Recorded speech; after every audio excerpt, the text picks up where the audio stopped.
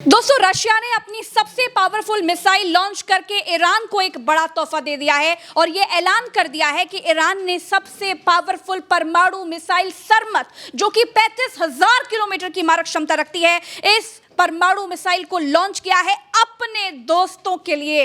इसके बाद दोस्तों, पूरे मिडिल ईस्ट में पावर गेम बदलता हुआ नजर आ रहा है और रशिया का यह कदम आखिर क्या बदलाव लाने वाला है और कहां कहां तूफान आने वाला है, सीधे बरजी के पास चलते हैं, समझने की कोशिश करते हैं। प्रज्ञा जी, लॉन्चिंग तक तो ठीक था जी।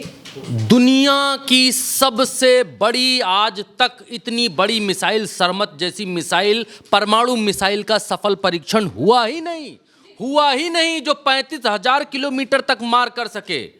12-15 हजार किलोमीटर में दुनिया सिमट रही अगर मॉस्को से मिसाइल मारी जाए पूरी पृथ्वी में, इस गोले में कहीं भी 35,000 किलोमीटर की रेंज। लेकिन ये खबर तो हमने कल बता दी। इस खबर के आगे क्या है और आगे जो खबर निकल करके आती है वो है हैरान करने वाली खबर, वो है चौंकाने वाली खबर। और कल हमने इस बात को कहा था कि रशिया पावर गेम को बैलेंस करने के लिए और पावर गेम में ईरान को आगे बढ़ाने के लिए इस मिसाइल की टेस्टिंग का इतना ज़्यादा प्रचार कर रहा है। कल ही हमने आप लोगों को बताया था और आज वही बात सामने आ गई है। यहाँ पर ये दिमित्री मेदवेदेव हैं, ये पहले राष्ट्रपति, हाँ, ये रह चुके हैं। ये क्या रह चुके हैं, देखिए इनकी ऑथेंटिसिटी जान लीजिए क्या रह चुके हैं। ये deputy chair of security council हैं द रशियन फेडरेशन में और the third president of Russia 2008 से 2012 में रशिया के तीसरे प्रेसिडेंट यानी राष्ट्रपति रह चुके हैं। अब वो क्या लिखते हैं, वो प्रज्ञा जी लिख रहे हैं कि congratulations to all Russian western friends. अब वेस्टर्न फ्रेंड्स क्या हुआ जी? पश्चिमी देश। प्रज्ञा जी, क्या हुए पश्चिमी देश? Means Iran. बिल्कुल क्लियर कट यहां पर है, लिखा है इन्होंने, congratulation to all Russian western friends on the successful test of the Sarmat strategic missile system. Now we are all so much closer. ये यहां पर कह रहे हैं। अब प्रज्ञा जी जब ये कह रहे हैं कि congratulation to all Russian western friends, यानी ये नहीं कह रहे हैं, ये भी कह सकते थे, ये रशिया के लोग, रशिया के पूर्व राष्ट्रपति ये भी कह सकते थे प्रज्ञा जी कि हमने ये परीक्षण कर लिया है, अब हमारे देश पर कोई आंख नहीं उठा सकता है, ये हमारी संप्रभुता, हमारी जीत, हमारा फल, ये कह सकते थे। दुनिया का हर राष्ट्र यही कहता है। लेकिन रशिया ने क्या कहा है? रशिया ने कहा है हमारे पश्चिमी देशों को बहुत बहुत मुबारकबाद, हमने दुनिया की सबसे खतरनाक और सबसे ज़्यादा दूर तक मार करने वाली 35,000 किलोमीटर तक मार करने वाली मिसाइल सिमरत का सफल परीक्षण कर लिया है। अब जब हम ये देखते हैं कि कौन कौन है भाई पश्चिम का इनका फ्रेंड, आइए देखिए, लिस्ट निकाल करके लाया हूं मैं आपके लिए आपकी स्क्रीन के ऊपर। अगर देखिए, अगर रूस के वेस्टर्न फ्रेंड्स की बात की जाए, मतलब पश्चिमी देशों की बात की जाए, तो जिससे अच्छे रिश्ते हैं रशिया के आज की तारीख में, उनमें कौन है? हंगरी है और उसमें सर्बिया है, उसमें स्लोवाकिया है, उसमें ऑस्ट्रिया है, तुर्की है, बेलारूस है। और अगर व्यापक तौर पर रूस के बड़े सहयोगियों की बात करें तो इसमें चाइना, ईरान और नॉर्थ कोरिया भी शामिल माने जाते हैं। नॉर्थ कोरिया, नाम पकड़ कर रखिएगा प्रज्ञा जी, यहां पर नॉर्थ कोरिया और ईरान, इन दोनों को कंग्रेचुलेशंस कहा। क्यों इन दोनों देशों की बात क्यों कर रहे हैं? क्योंकि तनाव सबसे ज्यादा इन्हीं देशों के भीतर आज की तारीख में है। नॉर्थ कोरिया में किम जोंग ने एक संविधान बदला, अभी नया संविधान बनाया, बताया अगर हमारे देश पर, जिसे ईरान के ऊपर हमला हुआ, खामनाई को मार दिया, अगर ऐसी हरकत हमारे देश में हो तो तुरंत परमाणु मार देना। अगर ट्रंप ऐसी कोई हरकत हमारे देश के साथ करे, मार देना अमेरिका पे परमाणु। ये हम नियम बना के जा रहे हैं, ये हम संविधान बना रहे हैं, हमको कुछ भी हो परमाणु मार देना। अब ये नॉर्थ कोरिया में टेंशन आज की तारीख में और ईरान में टेंशन आज की तारीख में और चाइना में भी टेंशन आज की तारीख में। इनका जो बगल वाला ताइवान देश है उसको लेकर अमेरिका और चाइना और ताइवान के बीच में क्लैशेस चल रहे हैं। अमेरिका जो है चीन पहुंचा हुआ है सब करने के लिए। लेकिन अब जो बड़ी बात निकल करके सामने आ रही है, ये मधुरेंद्र कुमार हैं, ये भारत में विदेशी जो खबरें हैं उनको कवर करने के लिए जाने जाने वाले पत्रकार हैं। अब ये क्या लिखते हैं, मधुरेंद्र कुमार के हवाले से क्या लिखा जाता है प्रज्ञा जी, लिखते हैं CNN के इस रिपोर्ट के मुताबिक रूसी मालवाहक जहाज USURSA मेजर स्पेन के तट के पास रहस्यमयी परिस्थितियों में डूब गया। कहां पर? स्पेन के तट के पास रहस्यमयी परिस्थितियों में डूब गया। रिपोर्ट में आशंका जताई गई कि जहाज पर पनडुब्बियों के लिए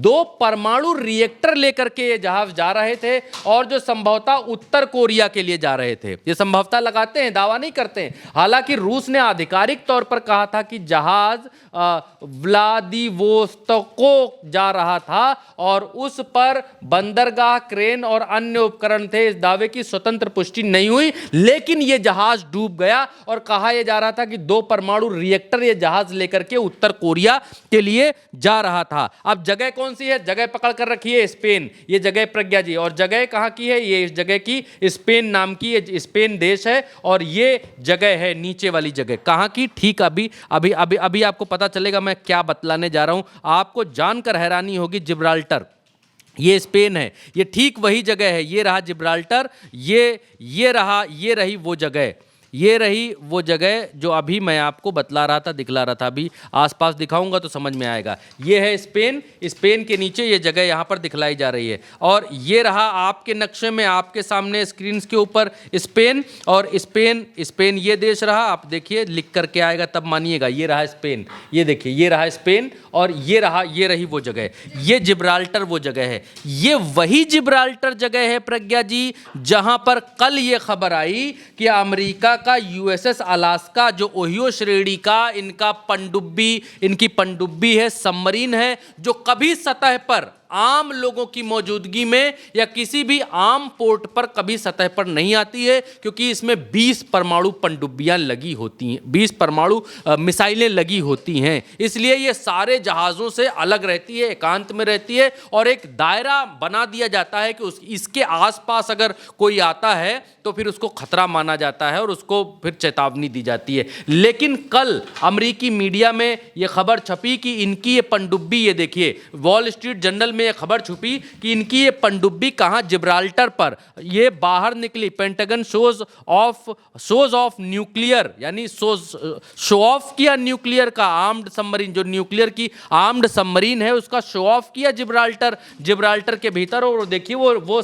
पानी के ऊपर निकली हुई है और लोग इस पर खड़े हुए हैं, ऐसा लग रहा है जैसे इसका फैशन शो हो। और ये जिब्राल्टर वो जगह, ये देखिए ये जिब्राल्टर वो जगह है, ये स्पेन है, स्पेन के ठीक नीचे ये जिब्राल्टर है। और यही वो जगह है प्रज्ञा जी जहां पर माधुरेंद्र ये दावा कर रहे हैं कि यहीं पर 2 परमाणु रिएक्टर लेकर के जा रही पनडुब्बियां जो है वो डूब गई। आशंका जताई जा रही है पनडुब्बियों के लिए परमाणु रिएक्टर, हाँ वो पोत डूब गए, 2 पोत रहस्यमय परिस्थितियों में डूबे। कैसे डूबे? किसने डुबाया? अमेरिका ने डुबाया, किसी और देश ने डुबाया? ये कैसे यहाँ पर ये हुआ? हालांकि परमाणु रिएक्टर जब आप भेज रहे हैं तो रशिया ने माना नहीं, रशिया ने कहा नहीं परमाणु रिएक्टर नहीं था, उसमें कुछ और लदा हुआ था। लेकिन अब ये पत्रकार आशंका जता रहे हैं कि वो रहस्यमय परिस्थितियों में डूबा। लेकिन आज की तारीख में जिस उत्तर कोरिया का जिक्र यहां पर है कि पश्चिमी देशों के लिए खुशखबरी या हमारे पश्चिमी राष्ट्रों के लिए खुशी की खबर है, यह रशिया की तरफ से मैसेज दिया गया